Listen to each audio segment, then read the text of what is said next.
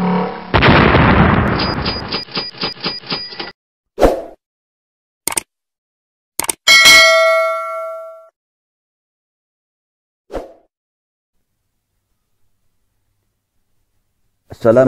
warahmatullahi wabarakatuh. Sobat sekalian, jumpa lagi di Kisah dan Hikmah. Sabar dan syukur Abu Kilabah. Saksikan kisahnya. Abu Kilabah merupakan salah seorang dari 7 sahabat yang paling banyak meriwayatkan hadis-hadis Nabi SAW. Beliau bernama Abdullah bin Zaid al-Jarmi, salah seorang dari para ahli ibadah dan ahli zuhud yang berasal dari Al-Basrah.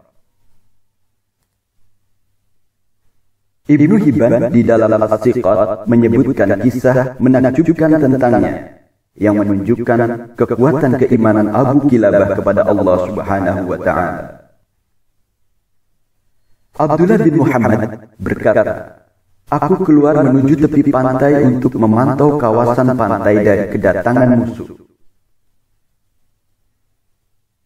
Tatkala tiba di tepi pantai, tiba-tiba aku telah berada di sebuah dataran lapang di suatu tempat di tepi pantai. Di dataran tersebut ada sebuah kemah yang di dalamnya terdapat seseorang yang telah buntung kedua tangannya dan kedua kakinya.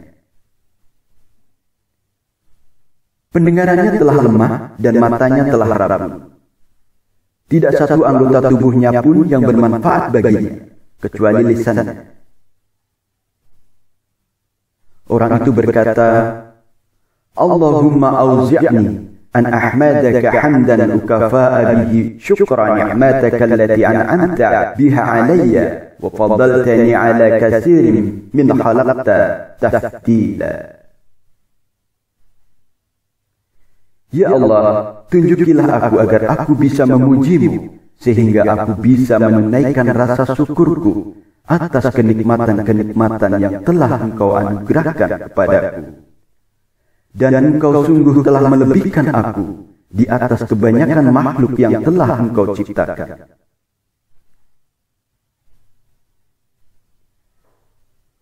Abdullah bin Muhammad berkata, "Demi Allah, aku akan mendatangi orang ini. Dan aku akan bertanya kepadanya, bagaimana ia bisa mengucapkan perkataan ini? Apakah ia memahami dan mengetahui yang diucapkannya itu? Ataukah ucapannya itu ilham yang diberikan kepadanya?" Aku pun mendatangi lalu mengucapkan salam kepadanya. Kukatakan kepadanya, "Aku mendengar engkau berkata, ya Allah, tunjukilah aku agar aku bisa memujimu, sehingga aku bisa menunaikan rasa syukurku atas kenikmatan-kenikmatan yang telah engkau anugerahkan kepadaku. Dan engkau sungguh telah melebihkan aku di atas kebanyakan makhluk yang telah engkau ciptakan. Nikmat manakah yang telah Allah anugerahkan kepadamu, sehingga engkau memuji Allah atas nikmat tersebut? Kelebihan apakah yang telah Allah anugerahkan kepadamu, sehingga engkau menyukurinya?" Orang itu menjawab, "Tidakkah engkau melihat yang telah dilakukan Rabbku kepadaku? Demi Allah, seandainya ia mengirim halilintar padaku, sehingga membakar tubuhku, atau memerintahkan gunung-gunung untuk menindih sehingga menghancurkan tubuhku, atau memerintahkan laut untuk menenggelamkan aku, atau memerintahkan bumi untuk menelan tubuhku, maka tidaklah semua itu kecuali semakin membuat aku bersyukur kepadanya, karena ia telah memberikan kenikmatan kepadaku berupa lidahku ini. Namun wahai hamba Allah, engkau telah mendatangiku, maka aku perlu bantuan. Engkau telah melihat keadaanku, Aku tidak mampu untuk membantu diriku sendiri atau mencegah diriku dari gangguan. Aku memiliki seorang anak yang selalu melayaniku. Saat tiba waktu sholat, ia membutuhkanku. Jika aku lapar, ia menyuapiku. Jika aku haus, ia memberi aku minum. Namun sudah 3 hari ini, aku kehilangan diri. Maka tolonglah engkau mencari kabar tentangnya. Semoga Allah merahmati engkau. Aku berkata, demi Allah, tidaklah seorang berjalan menunaikan keperluan seorang saudaranya, dan ia memperoleh pahala yang sangat besar di sisi Allah. Lantas pahalanya lebih besar dari seseorang yang berjalan untuk menunaikan keperluan dan kebutuhan orang yang seperti engkau. Maka aku pun berjalan mencari anak orang tersebut. Hingga tidak jauh dari tempat itu, aku sampai di suatu gundukan pasir.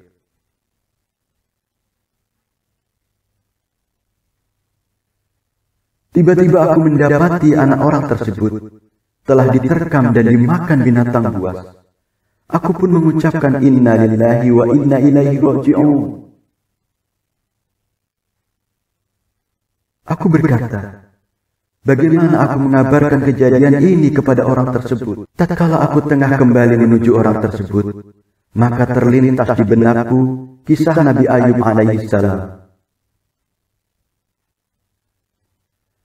Begitu aku menemui orang tersebut, maka aku pun mengucapkan salam kepadanya. Dia menjawab salamku dan bertanya, bukankah engkau orang yang tadi menemuiku? Aku menjawab, benar. Ia bertanya, bagaimana dengan permintaanku kepadamu untuk membantuku? Aku pun berkata kepadanya, engkau lebih mulia di sisi Allah ataukah Nabi Ayub alaihissalam? Ia menjawab, tentu Nabi Ayub alaihissalam.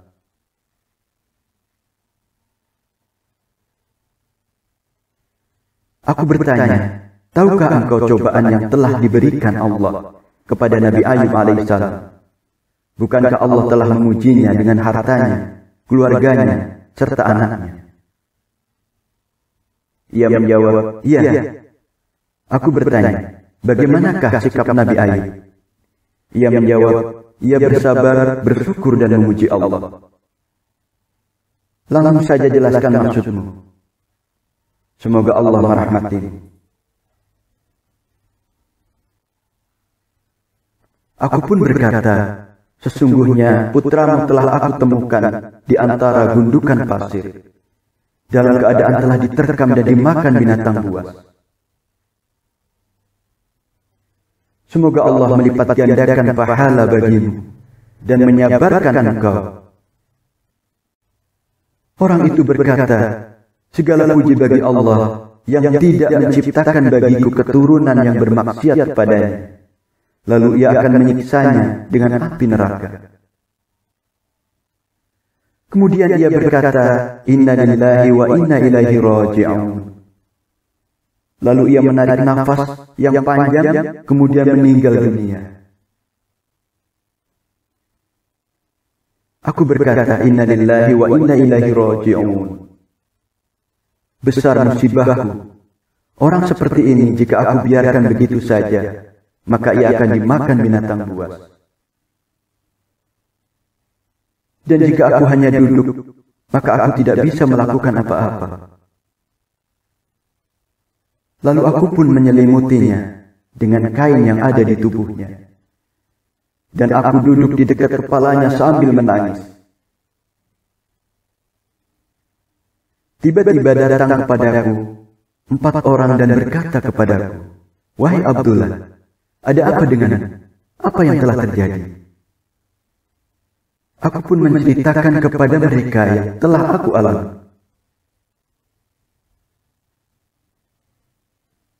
Lalu mereka berkata, bukalah wajah orang itu, siapa tahu kami mengenalinya.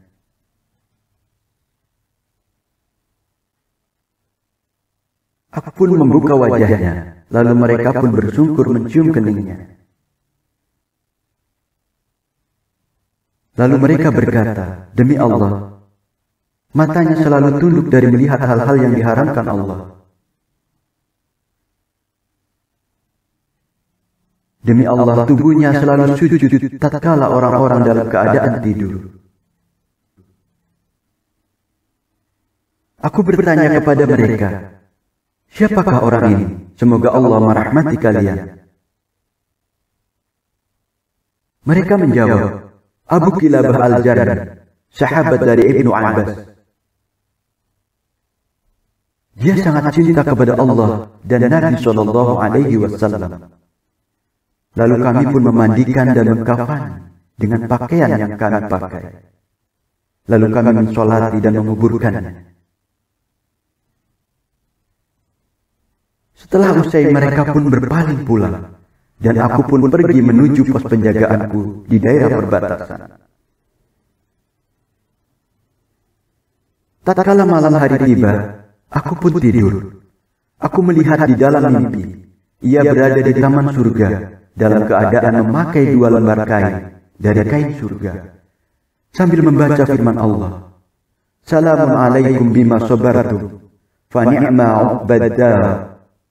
Keselamatan bagi kalian dengan masuk ke dalam surga karena kesabaran kalian, maka alangkah baiknya tempat kesudahan itu. Ar-Ra'd ayat 24.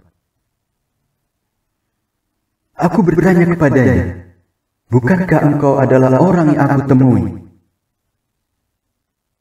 Ia menjawab, benar.